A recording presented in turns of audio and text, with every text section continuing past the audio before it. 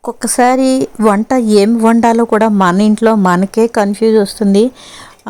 అనుకోకుండానే కూడా ఒకటే చేద్దాం అనుకుంటూ ఉంటాను. కాకపోతే నేను మన్నాడు పొద్దునకి ఈ ఇది పాడైపోతుంది, పాలకూర ఉండదు, కొత్తిమీర ఉండదు, వంకాయలు పడిపోతున్నాయని ఏవో ఒకటి అనిపిస్తూ ఉంటుంది. ఇంక ఏదైతేనేమండి, ఒక కూర, ఒక పచ్చడి, ఒక పులుసు పెట్టడం అయితే జరిగింది. ఈవేళ మా ఇంట్లో వంకాయ కొత్తిమీర కారం పెట్టి కూర వండుదాం అనుకున్నాను. తీరా చూస్తే వంకాయ కొత్తిమీర కారానికి ప్లస్ ఉసిరికాయ పచ్చడికి ఒకటే కారం. అయితే ఉసిరికాయ పచ్చడి చేశాను. అందులో అసలు మనం పోపు వేయక్కర్లేకుండా ఉసిరికాయ పచ్చడి చాలా బాగుంటుందండి. టేస్టు నోటికి ఎంతో మంచిది. నెక్స్ట్ ఇవి ఇలాంటివి తింటే నోటిపూత అవి కూడా ఉండవట. అయితే కొంచెం పచ్చిమిరపకాయలు, కొత్తిమీర అయితే శుభ్రంగా కడుక్కోవాలండి.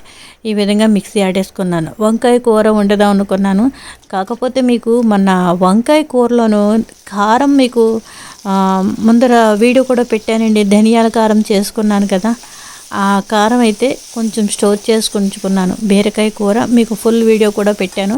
బీరకాయ కూరలో కారం అయితే ఎక్కువైపోయింది. ఆ కారం అలా ఉంచుకొని ఈ రోజున వంకాయ కూరలోకి అదే కారం, దొండకాయ కూరలోకి సేమ్ అదే పోపు అదే కారమేనండి.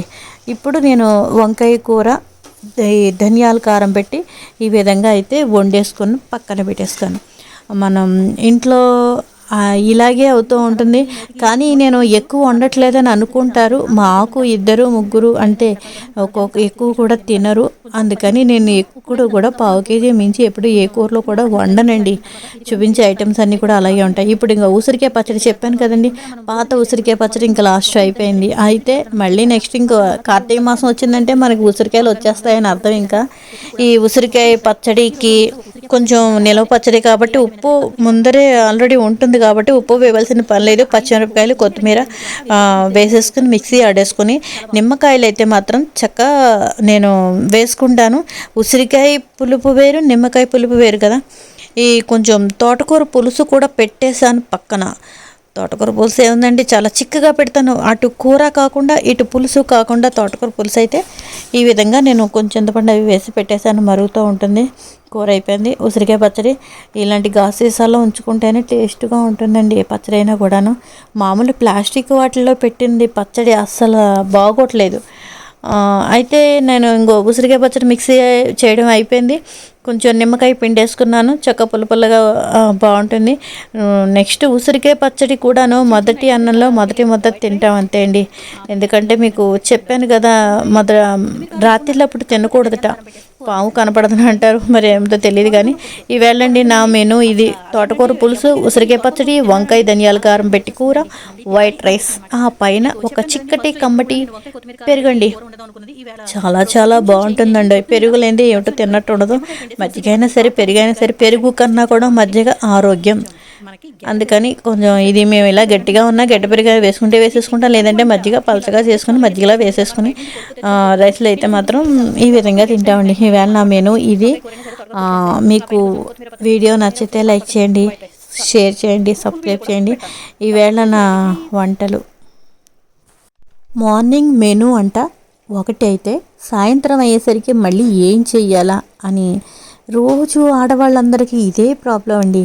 ఏంటంటే మనం కరెక్ట్గా మగవాళ్ళు వచ్చే టైంకి టీవీ సీరియల్ చూస్తూనో ఫోన్ దగ్గర బుక్ అయిపోతామండి.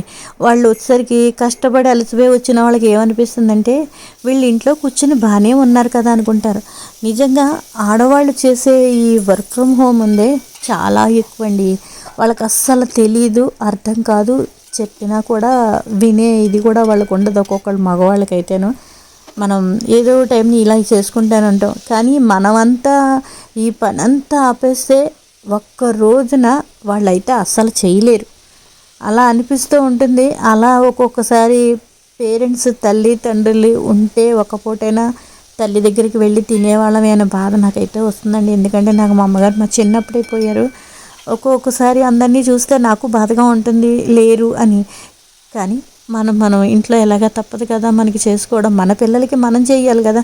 ఇంకా నేను నా పేరెంట్స్ లేరని నేను బాధపడుతూ ఉంటాను. నా పిల్లలకైనా నేను చేసి పెట్టాలి కదా.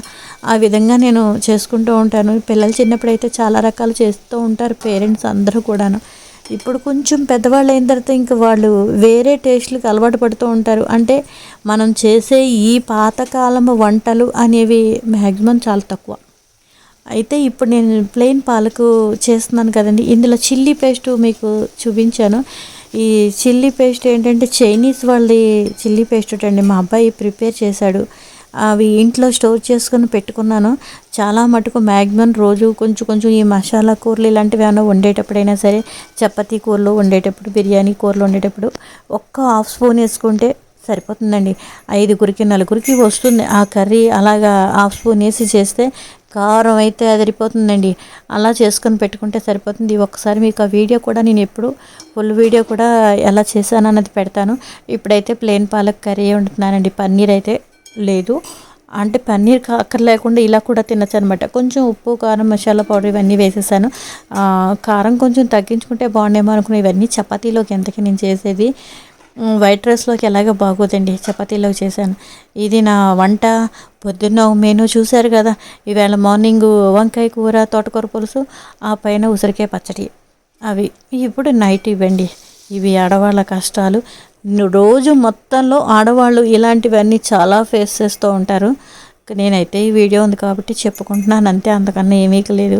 నా వీడియో కనుక నచ్చితే లైక్ చేయండి, ప్లీజ్ షేర్ చేయండి.